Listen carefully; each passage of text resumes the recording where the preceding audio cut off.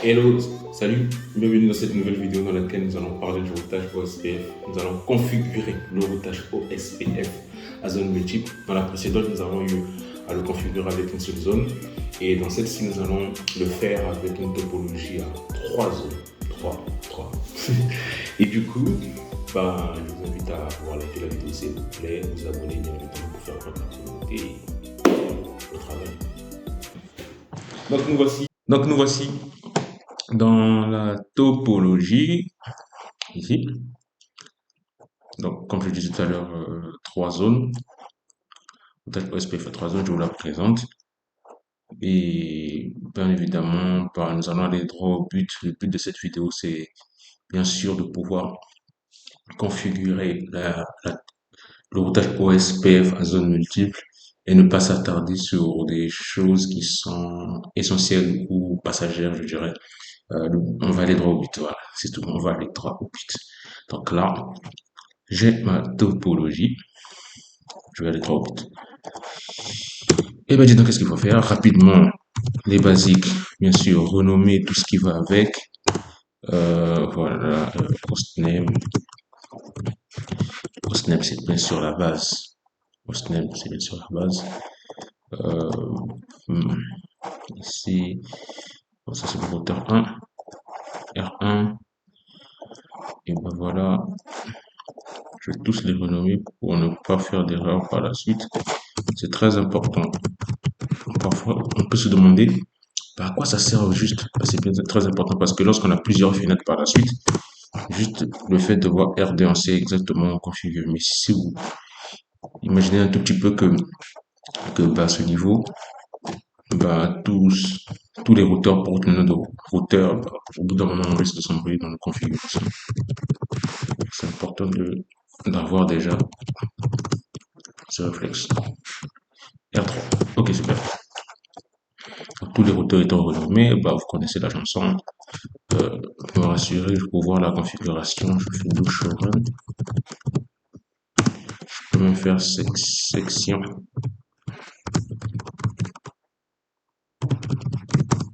Interface. Pour être sûr, voilà. Donc, il n'y a encore rien qui a été configuré jusque-là. C'est tout à fait logique. Hein. La topologie est vide. Donc, moi, je commence d'abord par configurer ici le nom, le nom machine, l'adresse IP plutôt de nos machines, 192.1.10. Vraiment, je ne veux pas trop m'attarder là-dessus. Je vais aller direct au but, maximum une machine. Ici, voilà. Et directement faire la configuration. Ici, CTRL-C. Donc, les interfaces. Donc, on a ce réseau-là, ici. Celui-ci et celui-ci. Donc, on va les configurer là. Donc, on va aller à la première interface. Série, interface SE. Le 0. Donc, ça sera en point 2. Donc, IP adresse. Je vais la donner en point 2. Voilà. 1.2, 111/30, donc 252, no shutdown, excellent. Voici l'interface face Ethernet pour notre réseau local. On donne l'adresse IP de l'interface, puis ce masque en /24, 0, toujours no shutdown, ne pas oublier. Et voilà. Donc, on va d'abord configurer les différentes interfaces et par la suite, on va faire l'OSPF en zone multiple. Donc, ici. Donc,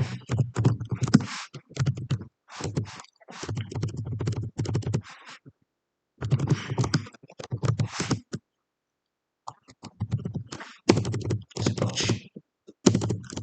Bon, je vois que là, ça risque de prendre encore un tout petit peu de temps. Je pense qu'on va faire ça un tout petit peu en accéléré avec une légère musique en background afin de pouvoir configurer toutes les adresses et revenir tout simplement pour l'OSPF à multiple zone. C'est parti. Donc,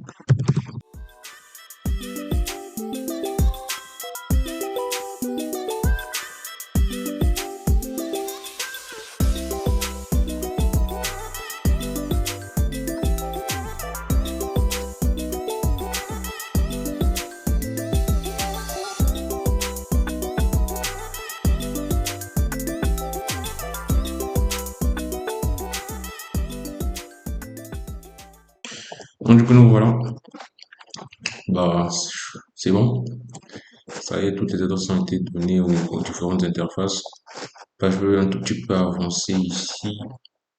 Hmm, un tout petit peu avancer et juste donner au moins des adresses à une machine pour au moins faire les tests de connectivité pour se rassurer et ne pas avoir d'imprévus par la suite. Donc on a 3.10 et voilà.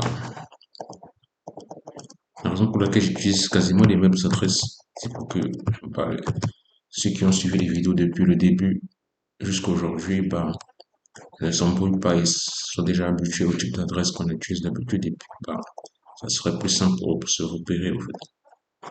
Vous aurez déjà développé des automatismes et ben voilà, c'est plus simple pour vous. Bon, voilà, ici aussi on va affecter une adresse puis faire des tests de connectivité des pings.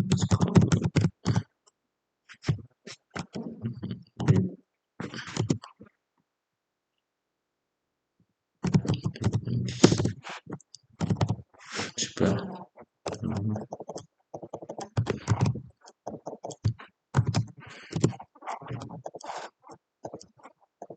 Ok, excellent. Donc, d'abord, je vais tester ça avec le routeur Successful. Ça avec le routeur Successful. Mais c'est excellent. Je vais également faire un test ici. Ça fait looping avec 2.10. Excellent, ça marche. Avec 172. 2, je pense. Ouais. Et 2.2 aussi. Excellent, excellent, excellent. Donc, du coup, à ce niveau, la connectivité, il n'y a pas de problème. Bah, là, maintenant, on peut configurer euh, le SPF à zone multiple. Donc, nous avons ici trois zones. La zone verte qui représente Area 1, zone 1. Ici, Area 0, donc la zone neutre. Area 2, c'est la zone bleue la zone que j'ai notifiée en bleu qui représente l'Area 2, exactement. Bah, ici, ce sont des routeurs de périphérie, un petit peu, je dirais ainsi. Et dans le jargon OSPF, on les appelle ABR. Et voilà un peu pour vous détailler en ce qui concerne l'OSPF à zone multiple. Bah, c'est quasiment la même chose, mais vous allez voir qu'il y a une petite subtilité et vous la saurez lors de la configuration. Donc, du coup, je commence la configuration de l'OSPF. Donc, du coup, toujours les mêmes syntaxes. Euh, D'abord, premièrement, routeur, OSPF, numéro du système autonome 1, voilà, SPF 1. Et après, on peut mettre l'ID, bon, ça dépend de nous. Donc, routeur ID, on peut le mettre 1, c'est important aussi. Et au niveau du network, vous connaissez ma méthode, je fais do show run, pour ne pas se casser la tête, non, do show IP route, do show IP route. Pour pouvoir avoir les réseaux ici et après, quand je mets la commande network, il suffit de mettre tout simplement les réseaux qui ont été mentionnés là. Donc, 172.16.1.0 et celui-ci. Donc, 172.16.1.0, le masque inversé. Donc, ici, on aura 0.3. La vidéo précédente, j'avais déjà mentionné, expliqué comment on a fait pour trouver ce 0.3. ARIA, donc du coup, ici c'est cette interface-là. Et on va attribuer cette interface bah, à la zone 0. Donc du coup, étant donné que c'est cette interface-là, elle sera attribuée à la zone 0. Celle-ci sera attribuée à cette zone. Et ok, donc, donc on va y aller. Petite interruption, un peu de bruit. Donc on continue. ARIA, donc on est avec l'interface série, donc ARIA 0. On va mettre network. 192.68.1.0, 0.0.255, donc c'est juste là la différence. C'est juste là au niveau de la différence avec la multizone. C'est juste au niveau des zones en fait. Donc on mentionne tout simplement que celui-ci, c'est pour ça que c'est l'ABR. Donc la spécificité des routeurs ABR, c'est qu'ils se situent dans deux zones différentes. En soi, c'est comme la partie de transition en fait. Celui-là, par exemple, bah, il sera que dans la zone 0. Celui-ci, il est dans deux zones parce qu'il a un réseau qui est connecté ici et bah, l'autre est ici. Une interface plutôt. Et celui-là, la même chose, c'est une interface qui est connectée à la zone 0 et une interface qui est connectée à la zone 2. Et c'est juste tout. Dès que vous avez compris ça, ça y est pour l'OSPF multizone. Bon, je pense qu'il n'y a pas trop de trackers. C'est principalement ça pour la configuration. Donc ici, on a ça. Voilà. On a fait routeur OSPF, toujours le même système autonome. On fait routeur ID, on a 2. On a network, je fais do show IP route. Voilà, je mets network. Ce qui est bien ici, c'est que tous ils sont area 0. Donc, super, il a déjà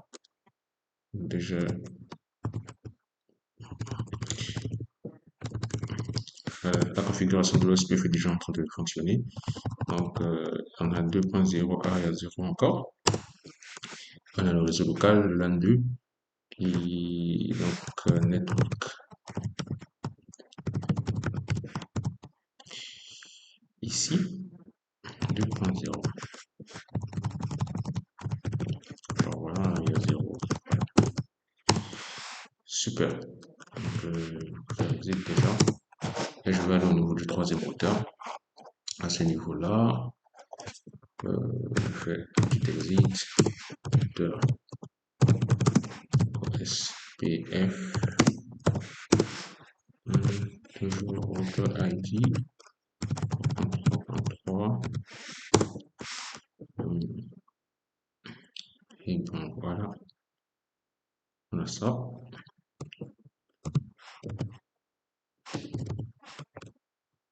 Network.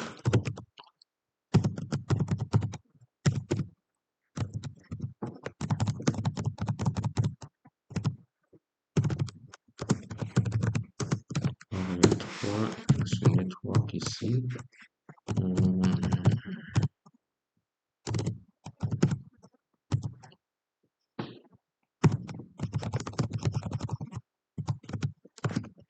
Aria 0. Super, déjà localisé. Excellent.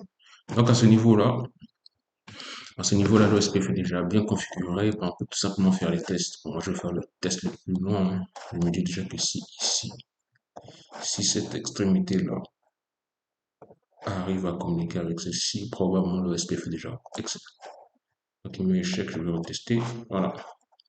C'est que ça faut juste le temps que, voilà, que la table de routage soit mise à jour.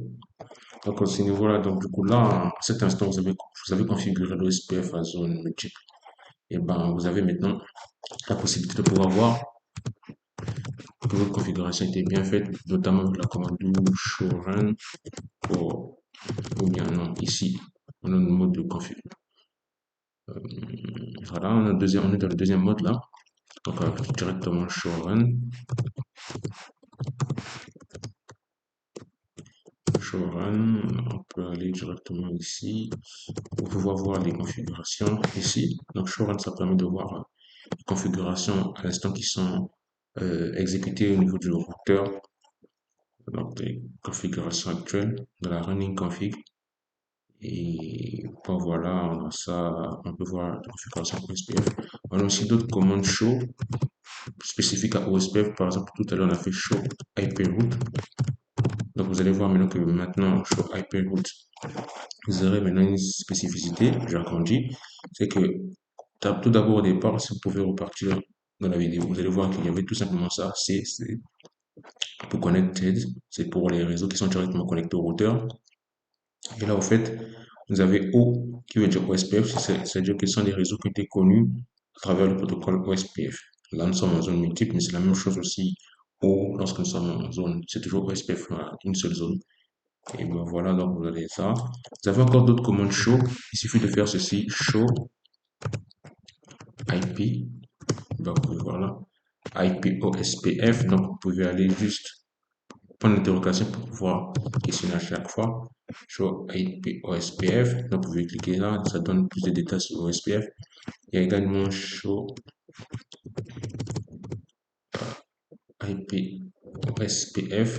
Vous allez voir encore, il y a encore possibilité border route, neighbor, donc c'est le voisinage. Donc là, on a avec le routeur 2, donc neighbor, on peut voir ça comme ça. Et là, ça arrive on peut voir les voisins. Ça, c'est sur leurs ID.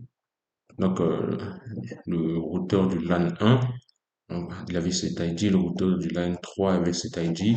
On met exactement les adresses et les interfaces avec lesquelles ils sont connectés. Donc, pour le routeur R1, il est connecté à celui-ci avec serial 2.0 et serial 3, et l'autre avec serial 3.0.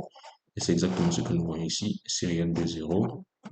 Et ici, non, serial 2.0 et ici avec serial 3.0. Excellent, excellent, excellent. Donc pour le reste, les plus curieux, vous pouvez le voir dans la description, je mettrai encore l'ensemble des commandes avec lesquelles vous pouvez faire les diagnostics. Mais sinon, ici, juste avec le point d'interrogation, vous pouvez voir l'ensemble des commandes, tester, voir exactement de quoi il s'agit et les tester à chaque fois, à chaque reprise pour avoir un peu plus la connaissance. On maîtrise mieux en pratiquant, n'est-ce pas? C'est ce que nous disons. Et ben voilà, c'était tout pour cette vidéo concernant la configuration de l'OSPF à multiple zones. Ce fut un plaisir. Si la vidéo vous a plu, n'hésitez pas à liker la vidéo, vous abonner, c'est important, ça m'encourage énormément chaque fois qu'il y a un abonné en plus, même un seul, deux, trois, quatre, sur une vidéo, pour moi c'est super, ça m'encourage encore davantage à donner encore le meilleur de moi. Et bien évidemment, n'oubliez pas de mettre des commentaires pour des questions, des suggestions de vidéos et aussi vos avis, comment vous aimeriez que les vidéos soient dispensées si vous avez des sujets. N'hésitez pas à le faire, c'est fait un grand plaisir pour moi. Abonnez-vous massivement, likez et c'était tout pour cette vidéo. À la prochaine. Let's go.